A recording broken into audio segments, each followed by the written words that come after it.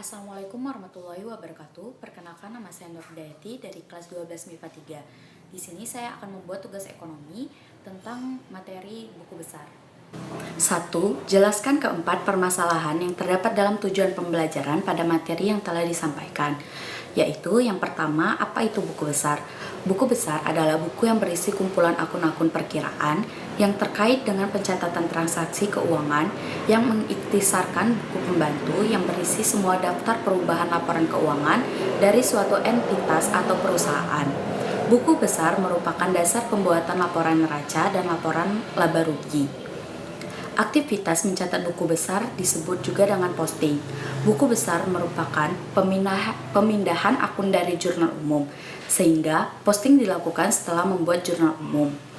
Dalam buku besar, akun-akunnya digolongkan dalam akun real atau real account dan nominal account atau akun nominal. Akun real merupakan akun yang ada pada neraca seperti hutang, aktiva, modal, dan kewajiban.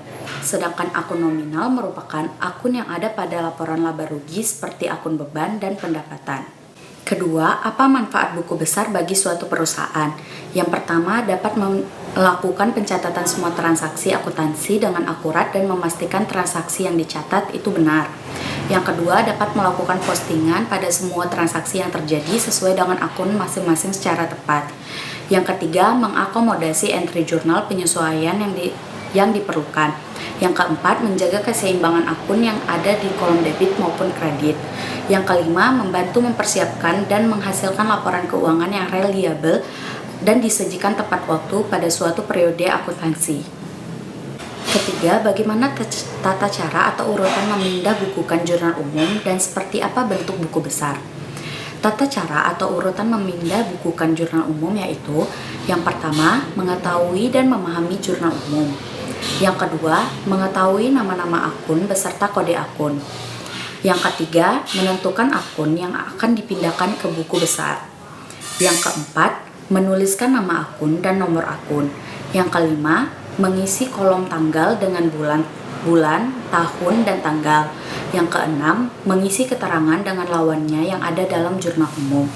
Yang ketujuh, referensi diisi dengan nomor akun yang ada di keterangan. Yang kedelapan, kolom debit dan kredit diisi dengan nominal yang akan kita pindahkan, apakah di kredit atau di debit. Yang kesembilan, jika debit bertemu kredit maka akan dikurang, jika debit bertemu debit maka akan ditambah. Yang kesepuluh, kolom saldo untuk mengetahui selisih atau sisa daripada akun setelah melakukan beberapa kali posting, apakah saldonya di debit atau di kredit. 4. Untuk apa neraca saldo percobaan disusun? Tujuan dibuatnya neraca percobaan atau neraca saldo adalah untuk mengetahui keseimbangan antara jumlah debit dengan jumlah kredit pada buku besar. Apabila tidak seimbang antara jumlah debit dengan jumlah kredit pada buku besar, maka buku besar tersebut salah. Neraca percobaan atau neraca saldo adalah laporan pembukuan atau akuntansi di mana saldo semua akun buku besar organisasi terdaftar dalam kolom akun kredit dan debit yang terpisah. Tugas yang kedua, jelaskan kembali bagaimana cara melakukan posting ke buku besar 2 akun saja. Akun kas wajib 2 kali dan akun yang lain 1 kali. Untuk melakukan posting ke buku besar, saya menggunakan jurnal umum pada tugas minggu lalu. Jadi pertama-tama pilih dulu akun yang mau kita posting dari jurnal umum ke buku besar. Di sini saya memilih akun kas. Maka kita buat dulu nama akun kas, nomor akun dari kas yaitu 111. Kemudian lanjut ke tabel. Di tabel yang pertama itu ada kolom tanggal. Tanggal di sini ada 2 kolom, yang besar dan yang kecil. Kolom yang besar itu untuk tempat tahun dan bulan, sedangkan kolom yang kecil itu untuk tempat tanggal. Kita lihat kembali ke jurnal umum. Nah, di jurnal umum diketahui 2015 Maret. Jadi kita tulis juga 2015 Maret. Kemudian untuk kolom tanggalnya, karena tadi kita memilih akun kas, maka kita lihat jurnal umum kembali di tanggal berapa yang ada kasnya. Setelah kita lihat di jurnal umum, ternyata yang ada kasnya di tanggal 1. Maka kita buat 1 di kolom tanggal. Kemudian untuk mengisi kolom keterangan, kita bukan menulis kas, tetapi lawan dari kas di tanggal 1. Ternyata lawan dari kas di tanggal 1 yaitu ekuitas atau setoran awal.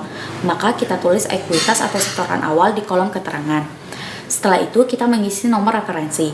Nomor referensi adalah nomor akun yang ada di keterangan. Jadi tadi kan di keterangan itu ekuitas atau setoran awal. Jadi kita mencari nomor akun ekuitas atau setoran awal yaitu 311. Jadi 311 itu kita tulis di kolom referensi. Kemudian kolom debit dan kredit. Nah, untuk mengetahui kolom debit dan kredit ini kita melihat kasnya. Nah, ternyata kas di tanggal 1 itu terletak di kolom debit dengan nominal 8 juta rupiah. Jadi 8 juta ini kita tulis di kolom debit, sedangkan kolom kreditnya dikasih tanda strip saja. Kemudian lanjut ke kolom saldonya. Nah, di kolom saldo ini terdiri dari 2 kolom, yaitu debit dan kredit. Karena ini masih tahap pertama, belum bertemu antara debit dengan kredit atau debit dengan debit, maka kita teruskan saja dari kolom sebelumnya itu kan debit 8 juta rupiah, jadi saldonya kita letakkan juga di debit 8 juta rupiah, sedangkan yang di kreditnya kita stripkan saja. Mengapa saat saldo diletakkan di debit? Itu karena kas itu kan termasuk ke dalam golongan harta, dan golongan harta saldo normalnya itu di debit, maka kita tulis di debit. Lanjut kita tutup di tanggal 1 tadi dengan garis untuk melanjutkan ke tanggal berikutnya. Kemudian kita lihat lagi di jurnal umum. Ternyata di jurnal umum kas terjadi kembali di tanggal 3. Jadi kita buat 3 di kolom tanggal. Kemudian keterangannya kita isi dengan lawan kas di tanggal 3. Ternyata lawan kas di tanggal 3 yaitu peralatan. Jadi kita buat peralatan di kolom keterangan. Kemudian nomor referensi. Nomor referensi itu kan ada nomor akun dari keterangan. Karena keterangannya tadi itu kita buat peralatan, jadi kita cari nomor akun peralatan, yaitu 122. Jadi di kolom referensi kita buat 122. Kemudian kolom debit dan kredit kita lihat lagi kas di tanggal 3. Kas di tanggal 3 ternyata di jurnal umum terletak di kredit dengan nominal 1 juta rupiah. Jadi kita tulis nominal 1 juta rupiah di kolom kredit, sedangkan kolom debitnya kita strip saja. Nah, ini kan sudah terletak di kolom kredit 1 juta rupiah. Apakah untuk mengisi kolom saldo juga diteruskan ke kolom kredit dengan nominal 1 juta rupiah? Tidak, karena sudah masuk di tahap kedua, jadi sudah bertemu nih antara debit dengan kredit atau debit dengan debit. Kita perhatikan kembali di tahap pertama tadi kan terletak di debit, dan tahap kedua ini terletak di kredit. Kita harus ingat jika debit bertemu kredit itu dikurang, sedangkan debit bertemu debit itu ditambah. Ini kan debit bertemu kredit, jadi dikurang nih. Jadi 8 juta rupiah dikurang 1 juta rupiah, hasilnya 7 juta rupiah. Jadi kolom saldonya kita isi 7 juta rupiah di kolom debit. Mengapa di kolom debit? Karena kas ini kan merupakan harta, dan harta itu kan saldo normalnya di debit. Jadi kita isi debitnya 7 juta rupiah dan kolom kreditnya di strip. Nah, jadi karena sudah selesai kita tutup dengan garis dan selesai untuk akun kas ini. Untuk akun lainnya saya memilih akun perlengkapan dari jurnal umum. Jadi kita buat nama akunnya perlengkapan, nomor akun 113. Kemudian lanjut ke tabelnya, kita mengisi kolom yang pertama yaitu tanggal. Karena jurnal umumnya sama seperti akun kas tadi, jadi kita tulis tahunnya 2015 Maret. Kemudian tanggalnya kita lihat, di tanggal berapa ada perlengkapan. Setelah kita lihat jurnal umum, ternyata tanggal 4 ada perlengkapan. Kita tulis tanggalnya yaitu 4. Kemudian lanjut ke kolom keterangan. Di kolom keterangan ini perlu diingatkan kembali bahwa yang diisi adalah lawan dari akunnya. Karena di sini kita menggunakan akun perlengkapan, jadi kita lihat lawan dari perlengkapan di tanggal 4. Setelah dilihat di jurnal umum, ternyata lawan dari perlengkapan tanggal 4 itu adalah kas. Jadi kita tulis kas pada kolom keterangan. Lanjut nomor referensi dari kas yaitu 111. Kemudian lanjut ke kolom debit dan kredit, kita melihat perlengkapan di tanggal 4 di jurnal umum. Dan ternyata perlengkapan di tanggal 4 itu terletak di kolom debit dengan nominal Rp200.000. Jadi kita letakkan juga di kolom debit Rp200.000, sedangkan kolom kreditnya kita stripkan saja.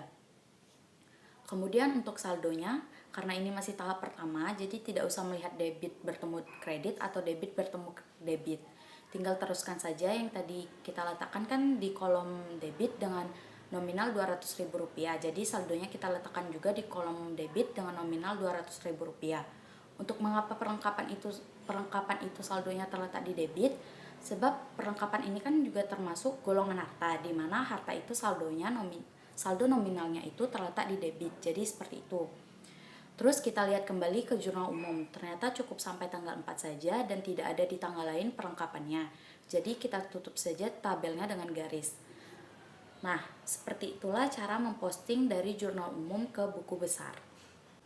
Nah, demikianlah yang dapat saya sampaikan pada tugas kali ini. Apabila terdapat salah kata salah sampai, saya mohon maaf. Saya akhiri. Wabillahi taufiq wal hidayah. Wassalamualaikum warahmatullahi wabarakatuh.